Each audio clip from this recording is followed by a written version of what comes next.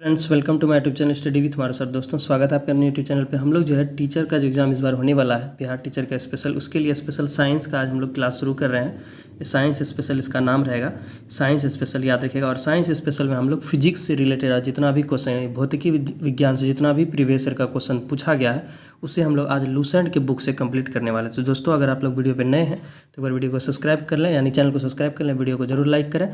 और जो है इसका हम लोग टोटल लगभग 300 क्वेश्चन फिजिक्स का इसमें डिस्कस करेंगे। और ये पहला वीडियो है, इसमें करीब करीब हम लोग 60 वीडियो डिस्कस करेंगे और 2 से 3 वीडियो में पूरा फिजिक्स कंप्लीट हो जाएगा। तो चलिए देखते हैं। आज का पहला क्वेश्चन है कि कार्य का मात्रक क्या है। तो कार्य का एसआई मात्रक क्या होता है? जूल होता है। तो ऑप्शन ए इसका करेक्ट हो जाएगा 1 का। दूसरा नंबर क्वेश्चन है प्रकाश वर्ष इकाई है। प्रकाश वर्ष किसकी इकाई है? तो याद रखिएगा, प्रकाश वर्ष जो है दूरी की इकाई है। याद रखिएगा, प्रकाश वर्ष में हम लोग किसको मापते हैं? दूरी को मापते हैं। आगे है एम्पियर मात्रक है। एम्पियर में किसको मापते हैं? एम्पियर जो है विद्युत धारा का मात्रक है। निम्नलिखित में से समय का मात्रक नहीं है। इनमें से कौन है जो समय का मात्रक नहीं है? अधिवर्ष, चंद्रमा, इनमें से कोई। देखिए, प्रकाश वर्ष भी हम लोग तुरंत देखेंगे ये दूरी का मात्रक है, बल्कि समय का मात्रक नहीं है। चलिए आगे देखते हैं। आगे है आपका ये जितना भी प्रीवियस ईयर क्वेश्चन पूछा गया ना अभी तक, बीपीएससी में, यूपीपीसीएस में, कहीं भी एसएससी रेलवे में, उन सभी का क्वेश्चन आपके सामने है। आगे है पारसेक क्या है? पारसेक जो है ये भी क्या है? एक दूरी की ही इकाई है। याद रखिएगा, ये दूरी का ही इकाई है पारसेक। और यह याद रखिएगा, पारसेक दूरी की सबसे बड़ी इकाई होती है। इसी में सबसे ज़्यादा दूरी को लंबाई मापा जाता है। आगे है निम्नलिखित में से कौन सा एक सुमेलित नहीं है? डेसिबल में ध्वनि की प्रबलता को मापते हैं, ये सही है। सुमेलित नहीं है खोजना, याद रखिएगा। अश्वशक्ति से शक्ति की इकाई याद रखिएगा, हम लोग जानते हैं अश्वशक्ति जो हम लोग उसको हम लोग हॉर्स पावर कहते हैं, तो ये भी सही है। दूसरा है समुद्री मील में, समुद्री मूल में दूरी की इकाई है, ये भी सही है। दूसरा है सेल्सियस में उष्मा की माप। सेल्सियस में उष्मा की माप नहीं, उष्मा का माप जो है सेल्सियस में नहीं, तो इसलिए इसका आंसर क्या हो जाएगा आपका? ऑप्शन डी, यही सुमेलित नहीं था। चलिए आगे देखते हैं 6 के बाद 7 की ओर। ल्यूमेन किसका मात्रक है? तो ल्यूमेन किसका मात्रक है? तो ल्यूमेन जो आपका ज्योति फ्लक्स का मात्रक है। पास्कल किसकी इकाई है? तो पास्कल में हम लोग किसको मापते हैं? दाब को मापते हैं। 8 नंबर का बी हो जाएगा। आगे है कैंडिला का मात्रक है। कैंडिला किसकी मात्रक है? कैंडिला जो आपका ज्योति तीव्रता की मात्रक है। देखिए आरआरबी 2004 में पूछा हुआ क्वेश्चन। आगे है यंग प्रत्यास्था का गुणांक एसआई मात्रक क्या है? यानी यंग प्रत्यास्था का एसआई मात्रक क्या होता है? तो न्यूटन मीटर स्क्वायर, न्यूटन प्रति मीटर स्क्वायर। ऑप्शन सी इसका करेक्ट होगा। आगे है निम्नलिखित युगों में से किन भौतिक राशियों का समान विमायी सूत्र नहीं है, जो इसकी डायमेंशन समान नहीं है? तो 11 नंबर का आंसर हो जाएगा आपका ऑप्शन ए, बल एवं वेग दाब का जो है समान विमायी नहीं है। बाकी कार्य ऊर्जा का समान होता है, भार एवं बल का समान होता है, आवेग संवेग का भी विमायी यानी डायमेंशन जो है सेम होता है। अदिश राशि है। अदिश राशि उसे कहते हैं जिसके पास सिर्फ कोई होता है, डायरेक्शन नहीं होता, बल्कि मैग्नीट्यूड तो होता है लेकिन डायरेक्शन नहीं होता है। इसको हम लोग अदिश राशि कहते हैं। इसमें आपका क्या हो जाएगा? ऊर्जा एक अदिश राशि है, बल, आघूर्ण, संवेग, ये सभी क्या है? सदिश राशि है, याद रखिएगा। चलिए 13 नंबर की ओर बढ़ते हैं। निम्नलिखित में से सदिश राशि कौन सा? सदिश राशि जिसे वेक्टर क्वांटिटी, जिसमें मैग्नीट्यूड के साथ साथ डायरेक्शन भी हो। तो 13 नंबर का आंसर आपका ऑप्शन है वेग। इसका आंसर क्या हो जाएगा? वेग। बाकी द्रव्यमान, समय और लंबाई ये आपका अदिश राशि हो जाएगा। चलिए आगे देखते हैं। 13 के बाद 14 की ओर बढ़ते हैं। पदार्थ के संवेग और वेग के अनुपात में कौन सी भौतिक राशि प्राप्त की जाती है? वेग तथा संवेग से क्या प्राप्त होता है? तो वेग तथा संवेग से द्रव्यमान प्राप्त होता है, याद रखिएगा। वेग तथा संवेग, देखिए संवेग का होता है एम भी और वेग का होता है भी, तो वी दोनों भी कट गया तो आपका क्या बचा? एम बचा। तो एम मतलब द्रव्यमान हो जाता है। चलिए आगे देखते हैं। आगे है दोस्तों कि 15 हो गया आपका, सॉरी 14। आगे 15 शून्य में स्वतंत्र रूप से गिरने वाली वस्तुएं की या का, यानी कि शून्य में जो कोई भी वस्तु है जब स्वतंत्र रूप से गिरती है निर्वात में, इसका क्या होता है कि समान त्वरण रहता है, तभी उसका त्वरण क्या रहता है? समान रहता है।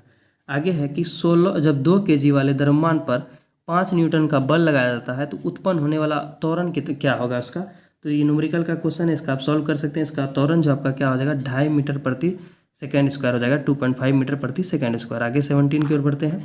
किसी भी अस्थिर या गतिशील वस्तु की स्थिति और दिशा में तब तक कोई परिवर्तन नहीं होता है जब तक उस पर कोई बाह्य बल सक्रिय न हो। ये किसका कथन था? 17 का आंसर आपका ऑप्शन है न्यूटन के गति का विषय का। यह भी कौन सा नियम है? प्रथम नियम है। यानी कोई भी वस्तु तब तक अपनी अवस्था में बने रहता है जब तक उसे बाहर से कोई बल ना लगे, जिसे जड़त्व का भी नियम कहते हैं। आगे है 18 का कि रॉकेट के सिद्धांत पर, रॉकेट किस सिद्धांत पर कार्य करता है? रॉकेट जो आपका संवेग संरक्षण के सिद्धांत पर कार्य करता है। चलिए आगे है 19 नंबर। अश्व यदि एकाएक चलना प्रारंभ कर देती है तो अश्वरोही के गिरने का आशंका का कारण है। यानी घोड़ा जो अचानक अगर दौड़ जाता है तो घोड़ा जो चलाता है, जो घोड़ा को दौड़ा रहा था, उस समय उसका गिरने का आशंका रहता है। किसके वजह से? विश्राम के जड़त्व का कारण, क्योंकि उसका बॉडी उस समय विश्राम में अवस्था में रहता है और घोड़ा एकाएक दौड़ जाता है जिससे बॉडी उसका एक बैक मूवमेंट में आने के कारण गिरने की आशंका रहती है। आगे है, चलती हुई बस जब अचानक ब्रेक लगती है तो उसमें बैठे हुए यात्री आगे की दिशा में गिरते हैं। तो इसका क्या, इसके द्वारा आप क्या समझते हैं? तो ये किसका, इसके द्वारा ये भी न्यूटन का पहला गति का नियम है, क्योंकि बॉडी जो है आपका रेस्ट में रहता है और बस आपका मूवमेंट में रहता है। अचानक बस रुकती है तो बॉडी जो आपका आगे जाने लगता है। आगे है 21 नंबर का, बल का गुणनफल क्या है? बल का गुणनफल यानी बल का गुणनफल क्या प्राप्त होता है? बल का गुणनफल आपका क्या हो जाएगा? 21 नंबर का ऑप्शन बी, द्रव्यमान और त्वरण। द्रव्यमान और त्वरण के इससे बल प्राप्त हो, यानी एफ बराबर जो हम लोग का क्या होता है, एफ बराबर याद रखिएगा एम ए, ये न्यूटन का दूसरा नियम है, उससे इसी बल का ही समीकरण प्राप्त होता है। आगे है शरीर का वजन। शरीर का वजन क्या होगा? 22 का आंसर आपका ऑप्शन बी, ध्रुव पर अधिकतम होता है। याद रखिए, क्वेश्चन पूछ सकता है आपको, शरीर का वजन सबसे ज़्यादा कहाँ पर, यानी किसी भी चीज़ का सबसे ज़्यादा अधिकतम वजन कहाँ पर होगा? ध्रुव पर होगा। ये क्वेश्चन बीपीएससी में पूछा जाता है अक्सर है। किसी मनुष्य भार पृथ्वी पर यदि 600 न्यूटन है तो चंद्रमा पर उसका भार कितना होगा? पृथ्वी पर अगर 600 न्यूटन भारी है तो चंद्रमा पर उसका भार कितना होगा? तो 23 नंबर का आंसर आपका ऑप्शन डी, 100 न्यूटन होगा, यानी कितना होगा? 100 न्यूटन। याद रखिएगा कि चंद्रमा पर जो है पृथ्वी का 1/6 भार रह जाता है। याद रखिएगा, इसका 6 गुना से घट जाता है। चलिए आगे देखते हैं कि पृथ्वी की सतह पर किसी का भार 29.4 न्यूटन है, उसका द्रव्यमान कितना होगा? तो 24 का आंसर आपका ऑप्शन बी, 3 किलोग्राम होगा। एक अंतरिक्ष यात्री पृथ्वी की तुलना में चंद्र तल पर अधिक ऊंची उछाल यानी छलांग लगा सकता है, क्योंकि चंद्रमा पर क्या होता है ऐसा ऊंची छलांग लगाता है? तो 25 का आंसर आपका ऑप्शन सी, चंद्र तल पर गुरुत्वाकर्षण बल पृथ्वी की तुलना में अति अल्प होता है, यानी गुरुत्वाकर्षण वहाँ कम होता है, इसलिए आदमी ज़्यादा उछलता है। आगे है 26 नंबर का, 1 किलोग्राम राशि का वजन, यानी 1 किलोग्राम राशि का वजन कितना होगा? तो 26 का सी हो जाएगा आंसर, 9.8 न्यूटन। याद रखिए, कोई भी 1 किलोग्राम है तो उसका वजन टोटल कितना होगा? 9.8 न्यूटन। आगे है जड़त्व, आघूर्ण व कोणीय त्वरण का गुणनफल होता है। जड़त्व, आघूर्ण और कोणीय त्वरण का गुणनफल क्या होता है? 27 का आंसर आपका ऑप्शन बी, टॉर्क होता है। आगे है 28 नंबर, जल के आयतन में क्या परिवर्तन होगा यदि तापमान 9 डिग्री सेल्सियस गिराकर 3 डिग्री सेल्सियस कर दिया जाए? तो जल के आयतन में क्या होगा? तो जल के आयतन में क्या होगा? तो आयतन पहले घटेगा और फिर बाद में क्या होगा? आपका बढ़ेगा। याद रखिएगा, ऑप्शन सी इसका करेक्ट होगा। ये यूपी पीसीएस 1997 में पूछा गया क्वेश्चन। आगे है, एक बीकर में पानी बर्फ पर तैर रही है, जब बर्फ पूर्णतः पिघल जाए तो बीकर का पानी का तल पे क्या प्रभाव पड़ेगा? ये 29 का आंसर आपका ऑप्शन सी होगा, उतना ही रहेगा। ये भी क्वेश्चन आपका 67 बीपीएससी में पूछा गया है। चलिए आप 30 की ओर बढ़ते हैं। जब किसी बोतल में पानी भरा जाता है और उसे जमने दिया जाता है तो बोतल टूट जाती है, क्योंकि बोतल क्यों टूटती है? तो इसका आंसर आपका ऑप्शन है, पानी जमने पर क्या होता है? फैलने लगता है। ये भी देखिए यूपी पीसीएस का क्वेश्चन। ये सब क्वेश्चन जो है एप्लीकेशन बेस्ड क्वेश्चन आपको बीपीएससी में देखने को मिलता है। फिर आगे है, सड़क पर चलने की अपेक्षा बर्फ पर चलना कठिन है, क्योंकि 31 नंबर का आंसर आपका ऑप्शन डी, बर्फ में सड़क की अपेक्षा घर्षण कम होती है। देखिए, जहाँ पर भी घर्षण कम होगा वहाँ पर चलने में क्या होगी? परेशानियाँ होगी।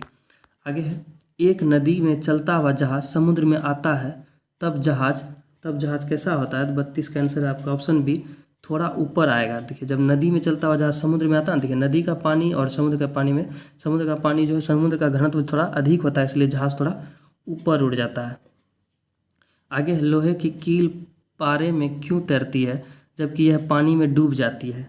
तो 33 नंबर का आंसर आपका ऑप्शन सी, लोहे का घनत्व पानी से अधिक तथा पारे से कम होता है। देखिए, पानी जिसका घनत्व जितना अधिक होगा उतना ऊपर तैरेगा। तो याद रखिएगा, लोहे का घनत्व जो है पानी से क्या होता है? अधिक होता है, इसलिए पानी में तैरता है। पारे से कम होता है, इसलिए पारे में डूब जाता है। सॉरी, पारे में क्या होता है? पारे में तैरता है, क्योंकि घनत्व उसका क्या होता है? अधिक होता है। तो पारे में क्या होगा? कम रहता है, इसलिए ऊपर में तैरेगा, और जिसका घनत्व ज़्यादा रहेगा तो वो नीचे चले जाएगा। ये यूपी पीसीएस का क्वेश्चन आपका याद रखिएगा। आगे है नेक्स्ट क्वेश्चन आपका कि पानी का घनत्व अधिकतम होता है, यानी पानी सबसे ज़्यादा किस मतलब कौन सा डिग्री सेल्सियस पे अधिकतम घनत्व में रहता है? तो 4 डिग्री सेल्सियस पे। याद रखिएगा, वस्तु की मात्रा बदलने पर अपरिवर्तित रहेगा। वस्तु की मात्रा में बदलेंगे तो क्या उसका अपरिवर्तित रहेगा? तो घनत्व। वस्तु की मात्रा आप चाहे कितनों कर दें, 1 kg का सामान 100 ग्राम क्यों न कर दें, उसका घनत्व में कोई प्रभाव नहीं पड़ेगा।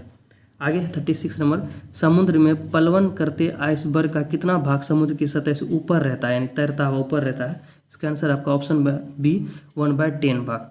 आगे 37 नंबर का, बर्फ के 2 टुकड़ों को आपस में दबाने पर टुकड़े आपस में चिपक जाते हैं, क्योंकि 37 नंबर का क्वेश्चन हो जाएगा आंसर आपका ऑप्शन अधिक दाब होने, यानी दाब अधिक होने से बर्फ का गलना घट जाता है। इसका आंसर आपका ऑप्शन ए हो जाएगा। आगे है, हवाई जहाज़ से यात्रा करते समय पेन से स्याही निकलने लगती है, ऐसा क्यों होता है?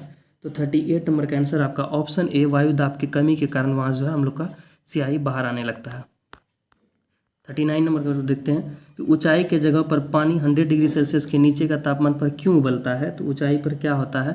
क्योंकि वायुमंडलीय दाबमान वहाँ क्या हो जाता है, दाब कम हो जाता है, अतः उबलने क्या अधिक बिंदु नीचे आ जाता है, यानी कि उसका जो है उबलने यानी कि क्वथनांक जो आपका कम हो जाता है। आगे है साबुन के बुलबुले के अंदर का दाब, साबुन के बुलबुले के अंदर का दाब कैसा होता है? तो वायुमंडलीय दाब से अधिक होता है। वायुमंडलीय दाबमापी की रीडिंग में अचानक गिरावट इस बात का संकेत कि मौसम है कि जब अचानक मौसम का यानी कि वो रीडिंग जो बताता है कि वायुमंडलीय दाब का जो रीडिंग होता है, अगर अचानक नीचे गिर रहा है तो इसका मतलब क्या है कि तूफान आने वाला, और अचानक ऊपर आ रहा है तो इसका मतलब मौसम साफ होगा, और धीरे धीरे नीचे गिरा तो बारिश होगी।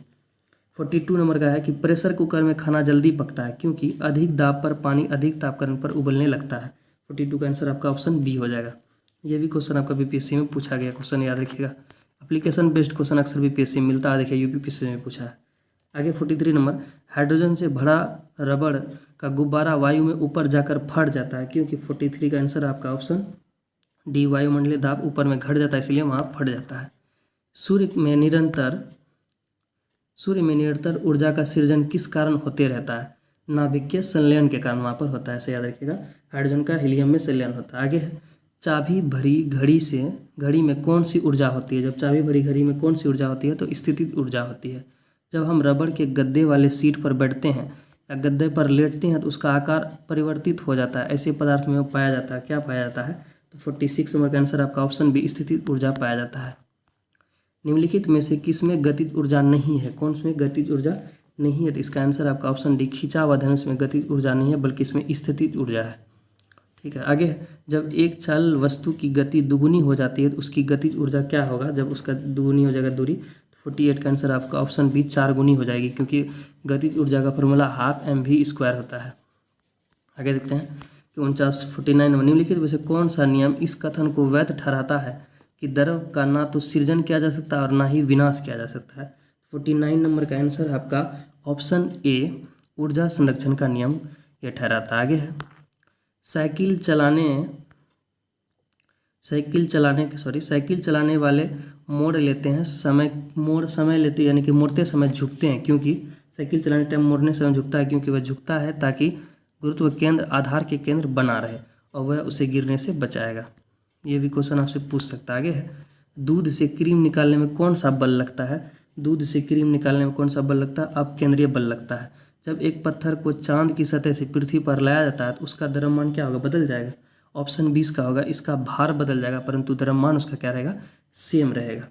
आगे याद रखिएगा 43 नंबर का क्वेश्चन है आपका कि किसी लिफ्ट में बैठे हुए व्यक्ति को अपना भार कब अधिक मालूम होगा? तो कब अधिक मालूम होगा? तो इसका आंसर आपका जब लिफ्ट त्वरित गति से ऊपर जा रही होगी तब उसका भार आपका अधिक मालूम होगा।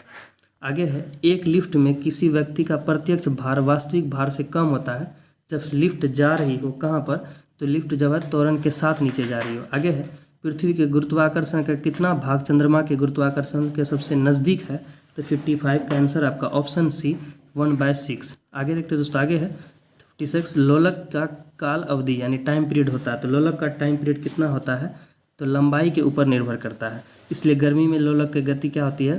बढ़ जाती है और ठंडी में घट जाती है। आगे है लोलक घड़ियाँ गर्मियों में क्यों सुस्त हो जाती है? यानी लंबी जो लोलक का जो गति काल विधि जो है गर्मी में क्या होता है? सुस्त हो जाती है क्योंकि उसका लंबाई बढ़ जाता है और ठंडी में उसका जो है थोड़ा फास्ट हो जाता है। 57 का आंसर है कि लोलक की जो है लंबाई बढ़ जाती है जिससे कई इकाई दोलन में क्या होता है? लगा हुआ समय बढ़ जाता है। आगे है 58 नंबर का किसी सरल लोलक की लंबाई 4% बढ़ा दी जाए तो उसका आवर्त पल पर क्या प्रभाव पड़ेगा? तो 2% बढ़ जाएगा।